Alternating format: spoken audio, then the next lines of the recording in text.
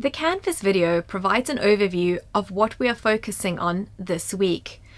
It points out the key areas that we will be discussing, which are scoping, scheduling, and costing. Often, project managers tend to gloss over the planning phase, or they don't give it the necessary time required. The result is that they inevitably have to compromise on something later in the project to get it finished on time.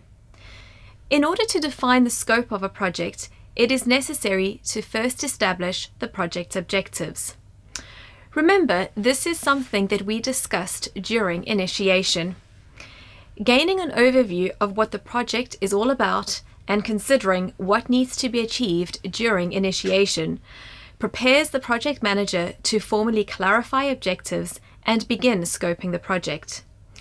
Scoping forms the foundation of the planning phase and considers the overall deliverables of the project. To define scope, you need to start by identifying the following. First, clarify around the objectives. Second, the tasks that need to be performed. And third, the resources that will be required. Once you have identified these elements, you will need to determine the limitations or parameters of the project and clearly identify any aspects that are to be excluded. Let's take a look at Peter's office project. Peter's office project is quite different from the other scenarios we have looked at. The reason for this is because the project has been handed to him without him being involved in initiating the project. Moreover, he has never managed a project before. As a result, he is in a pretty difficult position, as the information has just been thrown at him with a directive to just get on with it and make it work. The project's objective has therefore already been identified as the development and implementation of a system to help school leavers find jobs in the local community. If Peter is going to be successful, he's really going to have to unpack that broad objective by breaking it down into smaller objectives. So where should Peter start?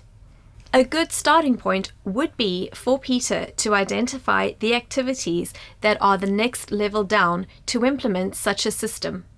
Once he is able to identify those smaller, more manageable activities, he can systematically start planning how these activities might be done. An example of this is meeting with stakeholders on a regular basis.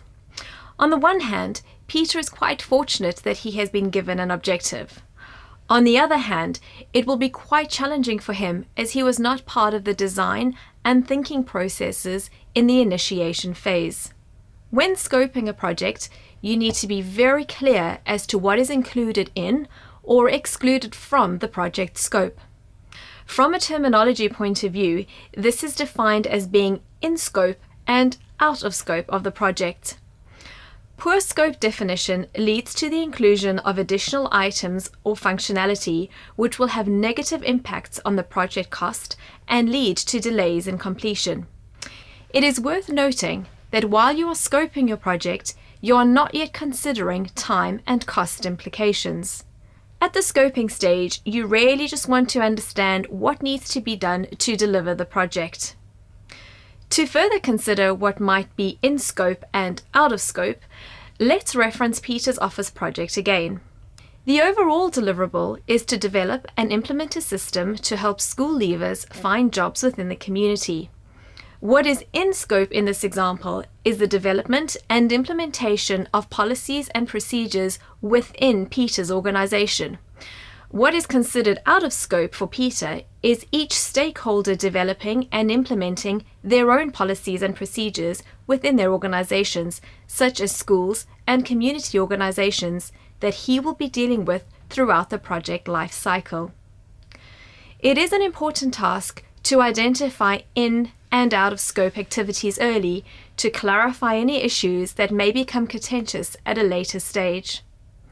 A common term used in project management during scoping is the work breakdown structure, or WBS. A work breakdown structure represents one of the most important project management deliverables.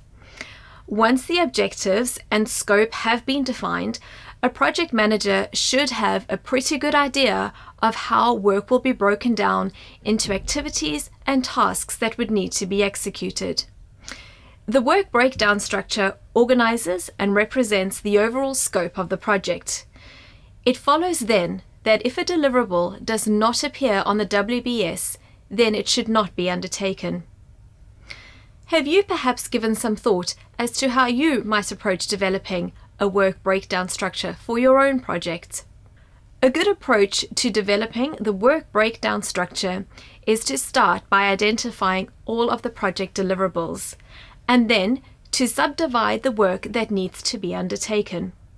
The WBS is established in the planning phase of the project and will provide the basis for the project manager to then develop the project schedule. The WBS will be revisited and further refined once project risks have been identified and assessed.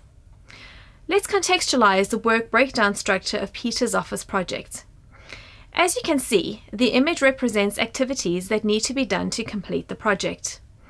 The first deliverable, or major task, Task 1, is for Peter's organization to develop its own policy on employment for young people. The next major task, Task 2, is to develop an action plan with secondary schools to create pathways. Task 3 is to develop joint procedures with community services. For each of the major tasks, there are subtasks that need to be completed to meet that deliverable. Subtasks are the smaller tasks that need to be undertaken to complete a major task. In other words, Peter will consider the major tasks and then break them down into subtasks that need to be completed. In the example of the work breakdown structure, you will note that major task 2 requires the development of an action plan. To complete such a large task, Peter needs to identify and complete subtasks that will contribute to the achievement of the major task. One such example of a subtask is the organization of a conference with heads of schools. There will be other subtasks that he will need to consider before putting an action plan together.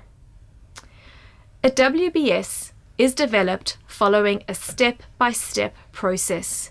The smaller and more clearly defined each step is, the more likely successful completion of a major task is in any project will be. Right, now that we have clarified our scope and have a better understanding of the role of the WBS, the next step is to put together a schedule.